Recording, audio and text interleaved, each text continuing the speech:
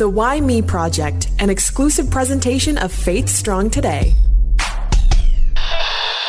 Episode number. We're in the 230s.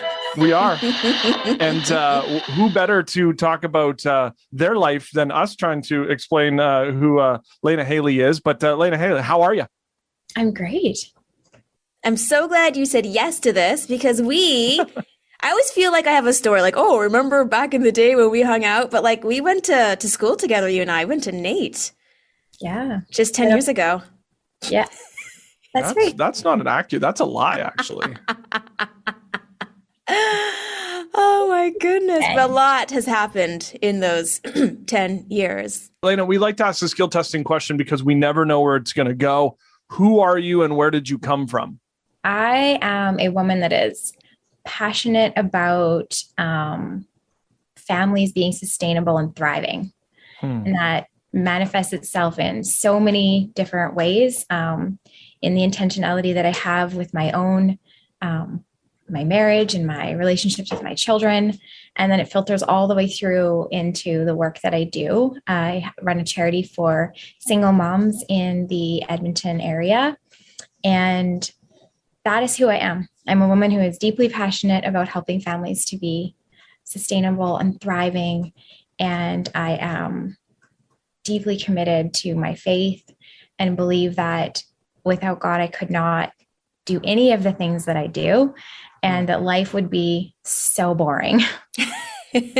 So true. Well, Edmonton, you say, is where you are right now. Is that where you grew up? So I grew up actually on a farm just north of Edmonton, out in the country beside a little tiny town called Bonaccord. So I grew up in that area, and I was never a farm girl. I was always destined to move to the city. So as soon as life afforded me the opportunity to move to Edmonton and to go to Nate, I jumped at it. So I grew up on the farm, but I am not a farm girl at heart. Did you always have this faith? I would say probably yes, actually. Like I don't remember not believing in God. I don't remember that being a part of my existence. I think I grew up always believing that God was there and that he loved me. There was like it was called like the Jesus First Club at our little elementary school that would meet after school hours. And I do remember having that moment where, they asked if anybody wanted to accept Jesus into their heart. So I do actually remember having that moment. I was probably in about grade 2. But, I think it is a moment set in time against a whole backdrop of just always believing that God existed. Now, my relationship with God has definitely not been such a straight line. So while I believed always that God existed, I think I came to a realization at some point in my life that I believed that God was either mostly mad or mostly sad, and particularly at me. So I really felt like I was always messing up. And that sort of manifested itself actually in the opposite. It manifested itself in perfectionism and wanting to always lead a life that was viewed as being perfect. And, that's a burden to carry. And it wasn't until my 30s when I was like, wow, maybe this isn't the truth. So, growing up, I always believed in God. I went to a private Christian school, really legalistic, actually, Christian school. So I think a lot of my mostly mad, mostly sad God, that came from there. Mm-hmm. And I, just lived a life of such rigor and rules and restrictions, right? Everything was just, my life was viewed through the lens of don't. It was never viewed through the lens of do. That brought me to a really interesting place in my life when I found myself pregnant at 16. That was not a situation that I really ever saw for myself. So, you talk about a why me moment. I mean, that was definitely one for me, right? Where it was like, here I was 16. I had lived this, outwardly perfect life. I didn't drink. I didn't swear. I didn't smoke. I didn't do drugs. I didn't. And then I did. Growing up in a tiny town, that was quite the kerfuffle, as you can imagine, right? Oh, yeah. My parents were, in our farming community, they were very respected, great people. And for them to have a daughter at 16 who was going to be a mama, that was really something that our whole family had to work through. What was that moment like when you found out and had to tell your parents? Oh, yeah, that was really hard, I guess, in some ways. So I was really close to my mom when I thought that I might be pregnant. I started that conversation with her pretty early. So she knew. And, I look back now and I just think, man, what a rock star she was, because, now that I am a mom and I've had, a child go through the age of 16, Austin is 24 now. And she really took that in stride. I mean, she had to have been falling apart inside, but she was really strong for me as we navigated that. Telling my dad, that was a whole different situation. And also telling my siblings, I was the oldest of 4, and, I had little brothers and sisters. So, you can imagine that this caused like quite a fracture in our home. Really close to my mom, not really close to my dad. So my dad took it really hard. And then we had little kids in the house that also had to manage. I mean, there's just a lot of managing, right? My mom trying to manage me and trying to manage my dad, and then trying to manage all the feelings that are going on in our house. It was really hard. When it came to that time of your life and your relationship with God, did you still feel like you were making him mad or sad, or was there a shift in that moment? No shift. Yeah. Yeah, maybe even a double down, right? Yeah. It was like, oh, wow, now it really made him angry. And so I think that what happened as a result of that is, my conviction that the life that I was carrying deserved life, for me, having an abortion was never even an idea that I entertained. So I knew that I would have the baby. I just didn't know whether I would keep him or whether I would give him up. And, so that was a journey and a process that I went on. And then I think what happened is I decided that I would keep that baby, that was the choice, that was the right choice for me. I always knew I wanted to have kids. I loved kids. I had little brothers and sisters. I mean, I was very nurturing by nature. So, had Austin. And then I think really I just decided that I would just put God on a shelf. I always believed. I didn't ever think that God wasn't there or that he didn't exist, but I just wasn't sure that I knew how to have a relationship with him from this place of, I could label it now as a place of shame. I wouldn't have had that language then. I wouldn't have understood that then.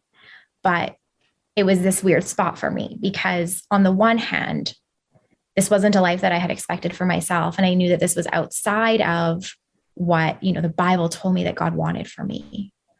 But on the other hand, I had this little boy that I was fiercely devoted to, and that was my entire world. And so trying to square that idea was really hard.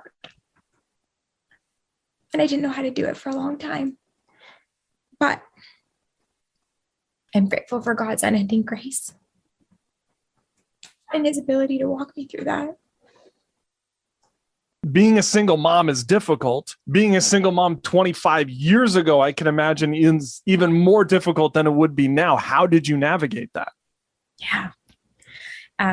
Being a single mom was really hard. Also really rewarding. It definitely presented day-to-day struggles. And you're right. 25 years ago, that was a whole different thing, particularly again, in that really insular, tiny community that I was from. And, in my high school, like everybody knew who I was. Everybody wanted to touch my belly, right? Like I was like an anomaly, right? So it was definitely challenging, but, the one thing, actually a number of things, made it easier. So, my family adored him and I had just a really great support network. It wasn't perfect, but I always knew that if I was in a pinch, I had somebody who would take him. There was lots of arms that wanted that baby.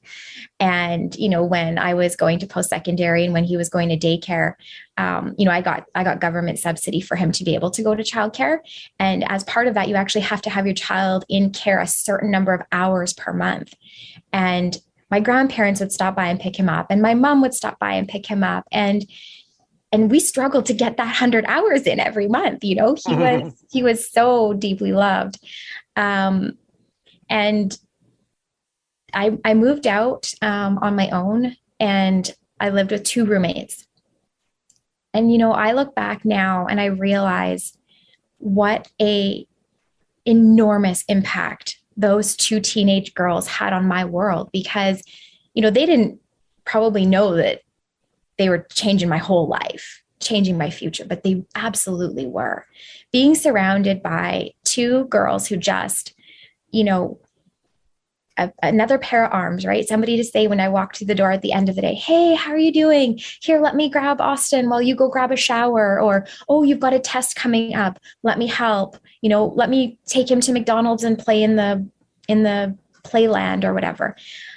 Just having people that cared so deeply about us made all the difference in the world. I wasn't by myself. I didn't have to do life alone.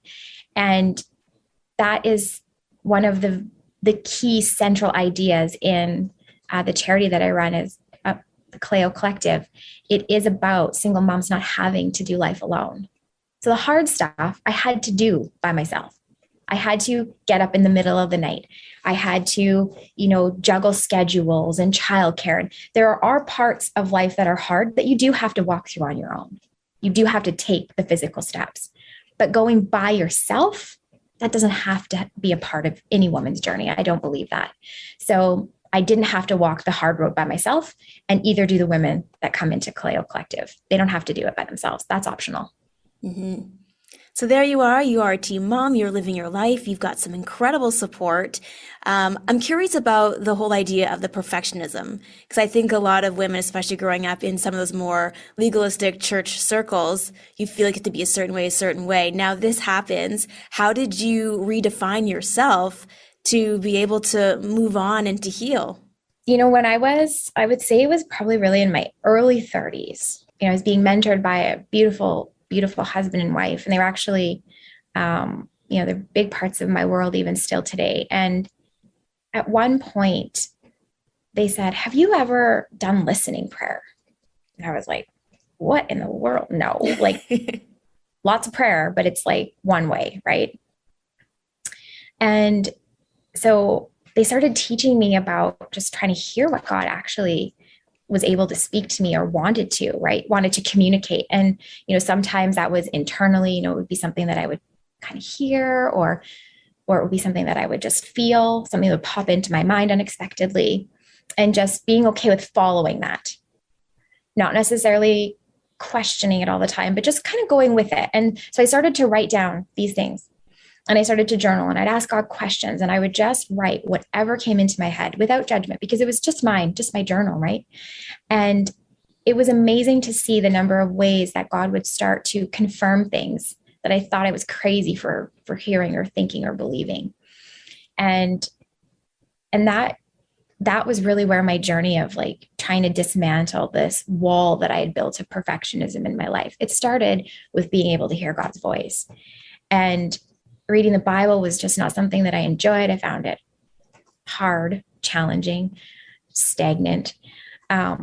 But when the door unlocked to understanding that God was trying to communicate with me all the time, and that I could be a willing and active participant in that, really started to change things in my world really rapidly. And nothing was ever the same when I started to learn that I could hear God's voice. And it is like an insatiable desire. Like I journal once or twice every day, start my day every day with my journal. And I'm always just enthralled by the way that God will bring people into my world to validate the things that he's saying to me, or in the inverse, I always call it God turning up the volume. And so the volume will start to get louder, and then God will start to speak to me about, this process. And that's really where the undoing the perfectionism has come from. It is coming from a place of understanding deeply and truly at the center of me that I am just loved, that I am valuable just for who I am.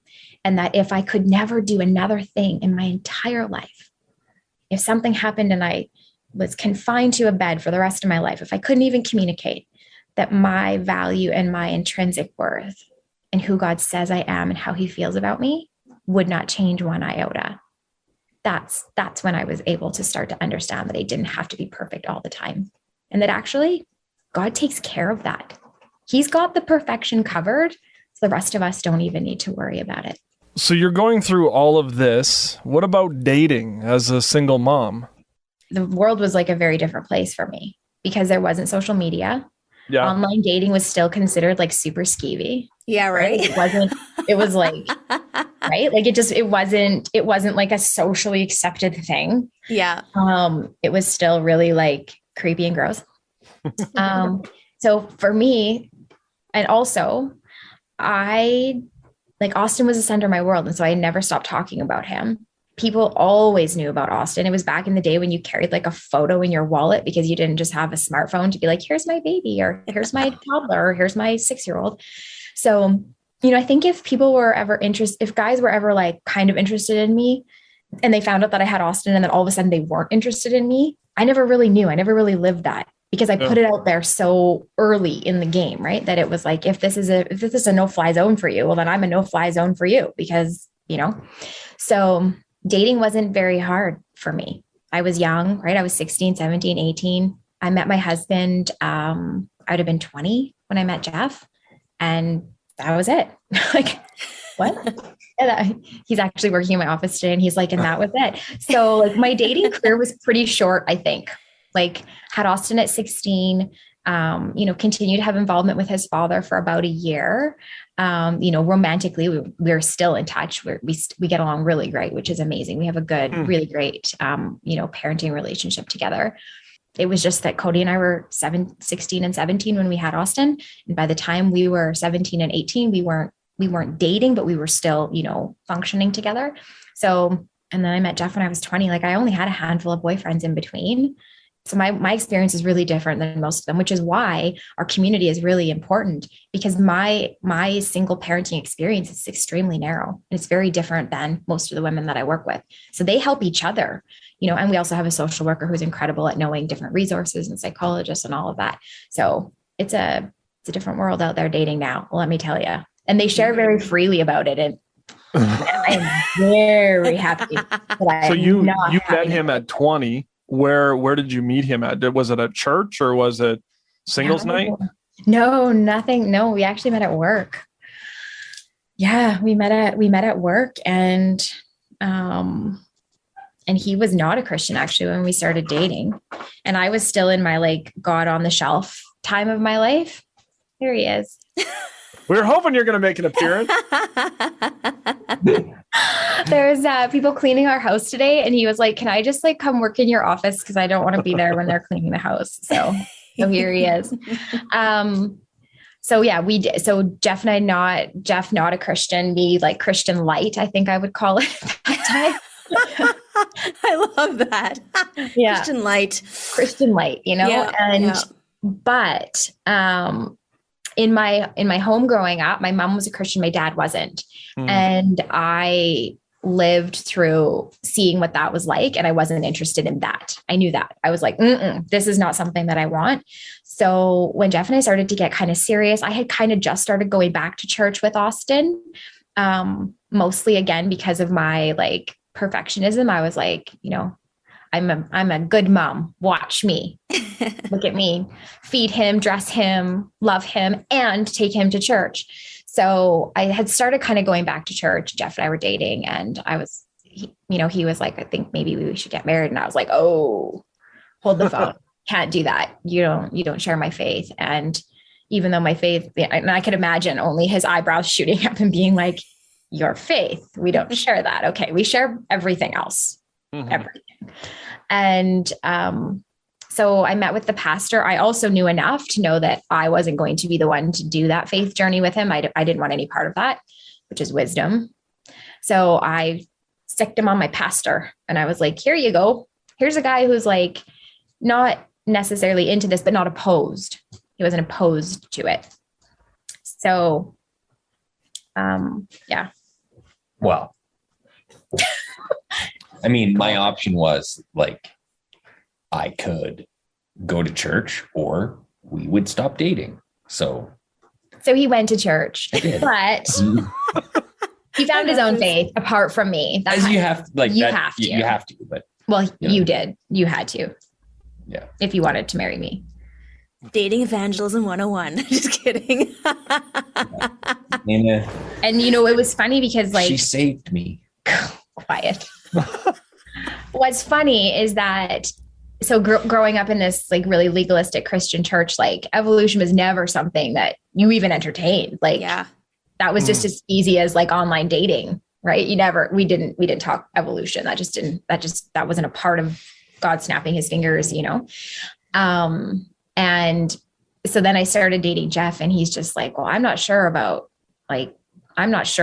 that. Like, I believe in evolution. I think I believe in evolution.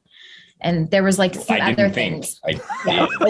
Okay. Dinosaurs. Yeah. The fossil record. So Anyways. our pastor found him a theology student, right? That's what he was. He was a theology student that basically had that super analytic, questioning, inquisitive mind like Jeff, which I didn't have. Mm-hmm. Like I know you're laughing, but I didn't, and I kind of still don't. That's just not how me and God operate. I just believed, what I was told to believe, and I didn't really question it. And to me, it wasn't like a black or white. It was the gray. It was the gray. It's like, do you believe in Jesus? Yes or no? That's the part that I'm most hung up on. And so our pastor found him like the right person to help answer his questions, and doing so from a place of, solid training, right? He was, yeah. So you guys get married, and you're with child. You don't have any. Yeah. I was like, I wasn't. You weren't with child. You had a child. You had a child with you. There was only one time. So was it an awkward conversation about, did you want to have more kids? How was that conversation with you guys about, hey, by the way, now we're married, more kids, ? Oh, that came before we got married, for sure. It was, I only had one stipulation. So I said, I will do more kids if you want. I'm good with one. I was good with Austin. So if Jeff was like, I don't want more kids, that would have been okay for me. But my rule was either 2 or none. We got married, Austin was 8. And so Austin, for all intents and purposes, had really grown up as an only child. We had our daughter when he was 10, but those real formative years, Austin was an only. That's how he would be considered. And I grew up with a family of, with 4 kids. And so I wanted, if we were going to have more children, I wanted them to have siblings that would be close in age. So Jeff was like, oh yes, I want children. So at least 2. And that's where there was also no incentive to wait, right? If we were going to have kids, having them at an age when Austin was younger rather than older just made sense, so that we could we already had sort of an elongated parenting journey in front of us. And so we could shorten that up. At what point did you then realize, or was it put on your heart, that you wanted to start the Kaleo Collective, which, as Holly pointed out before we started this interview, a biblical word, obviously something of importance. Why did you then start this? Yeah, so Kaleo's actually been part of, a journey too, right? It has really, really evolved from where God and I started this journey. So I guess to understand where we're at today, we have to go back a little bit. So at this time when I'm starting to hear God's voice, I'm really starting to, understand how to hear him and how he's speaking to me and communicating. I started to have a bit of a complicated relationship with church. And don't think that I'm alone in that. Lots of people at some point have a complicated relationship with the institution of church. And it just started to really break my heart to think that, while I felt very comfortable in church, that there was a large portion of the population that didn't, and that they wouldn't go. And my heart started breaking for people that were hurting, that were desperately in need of God's love and his touch and his, that love, really, his acceptance. And if they wouldn't go to church, where would they go? And so I just decided to start hosting a monthly prayer night. So Kaleo means to invite. That's essentially, it's all about God's love. It's about his invitation. And so we started running a prayer night in the community where nobody had to, there was no basket being passed. There was no agreement that they would ascribe to the same set of views that I have about God, or there was no discussion about, whether it was okay to be gay or whether, the Holy Spirit still moved. I mean, there was just none of some of the constructs around church that can be really hard to navigate. And they didn't have to come every week.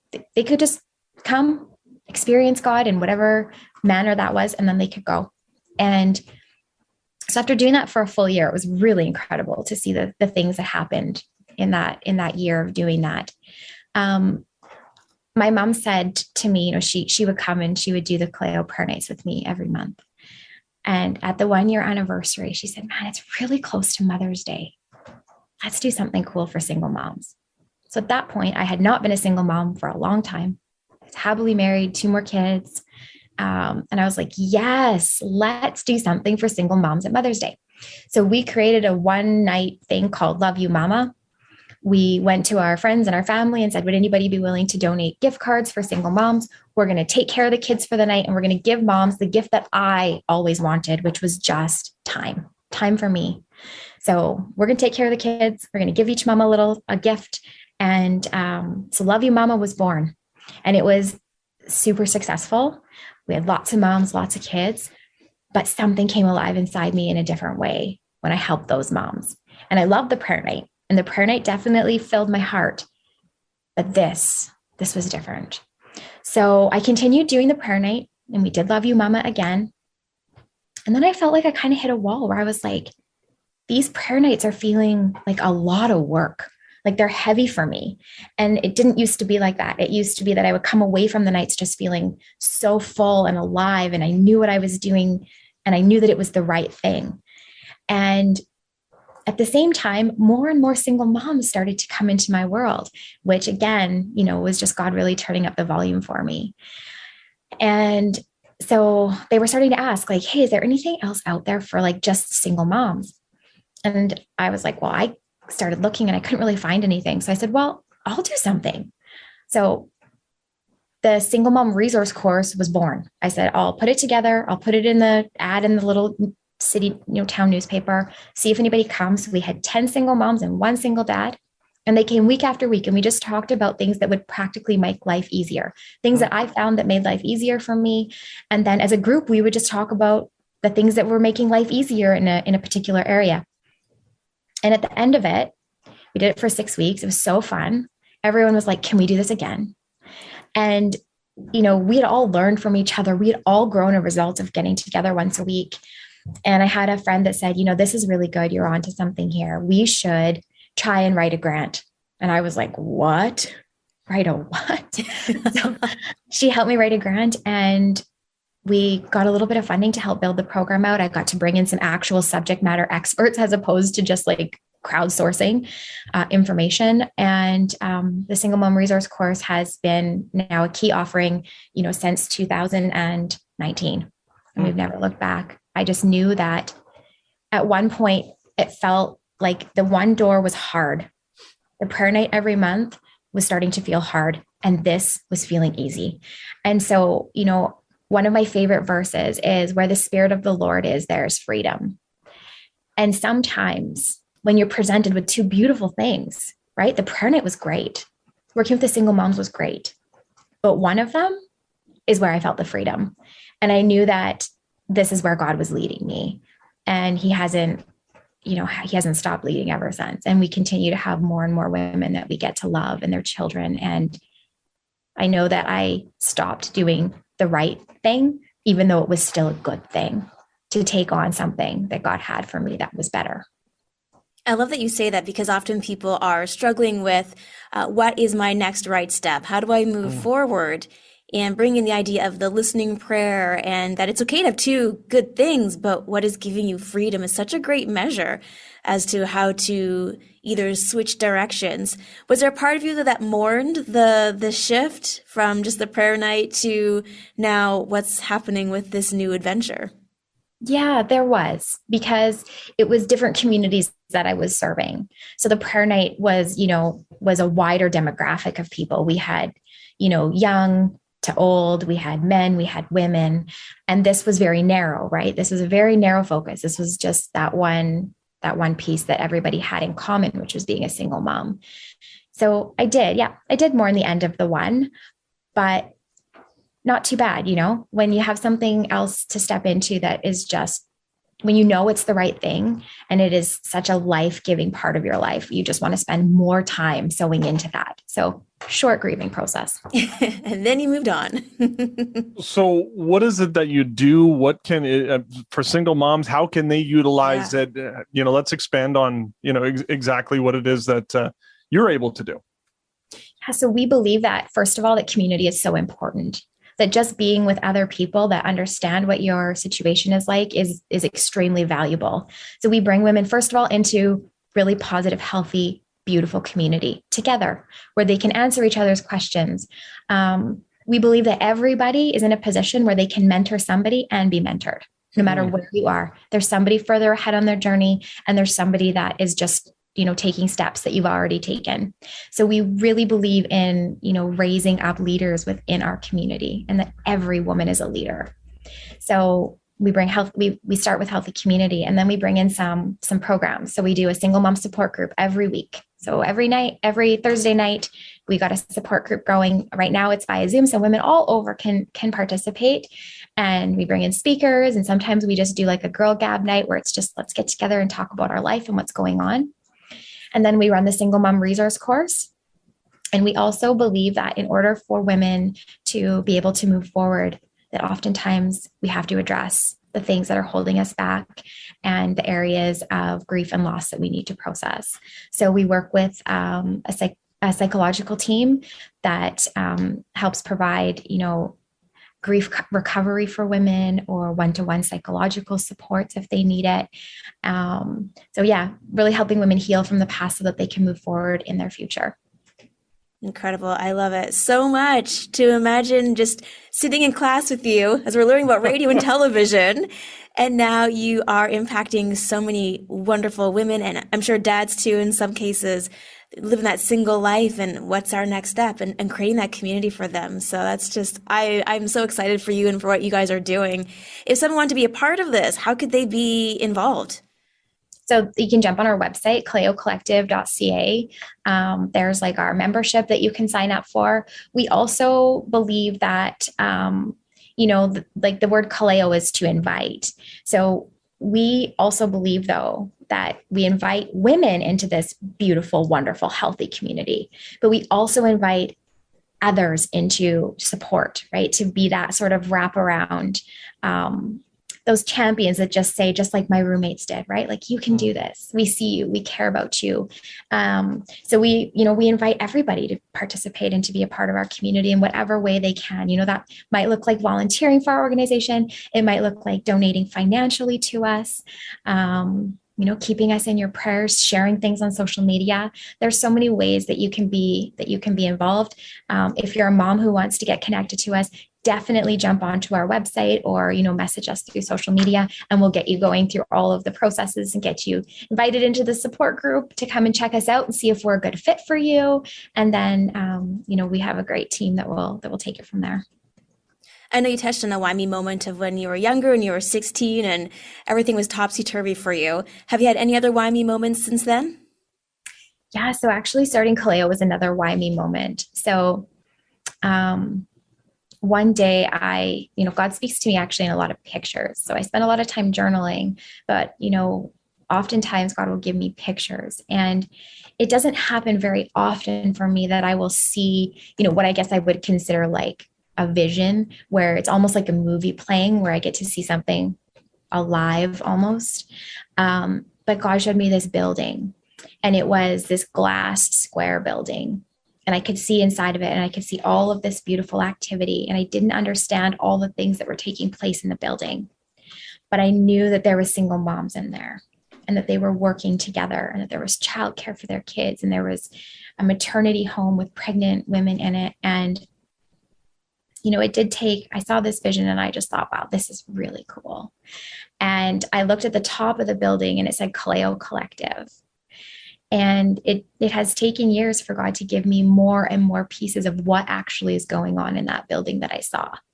But when I saw it, I knew that I was a part of it. And I had a moment where I was just like, this is amazing. God, why me? Why would you pick me? And I ask myself that all the time. I think my why me moment never ends. I think I have one every day. And thankfully, I have more why me moments where I look at God and say, man, you are so good to me. You've brought another person to like confirm something that I felt in my heart, or you brought this other situation to light, sometimes good, sometimes painful. But at the end of the day, I always just say thank you, because I told God a long time ago that I wanted to be a lifelong learner.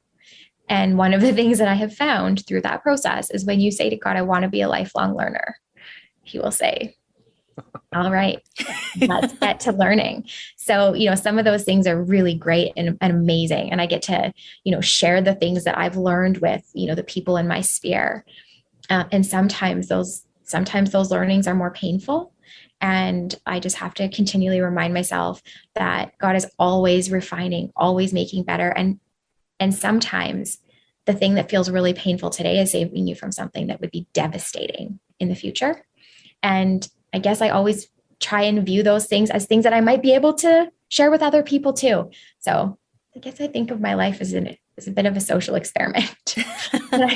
I'm willing to be used by God in whatever manner he suggests. And so while Kaleo is, so important to me and means so much to me, if God told me tomorrow that he had something else for me, I would 100% say, all right, let's go.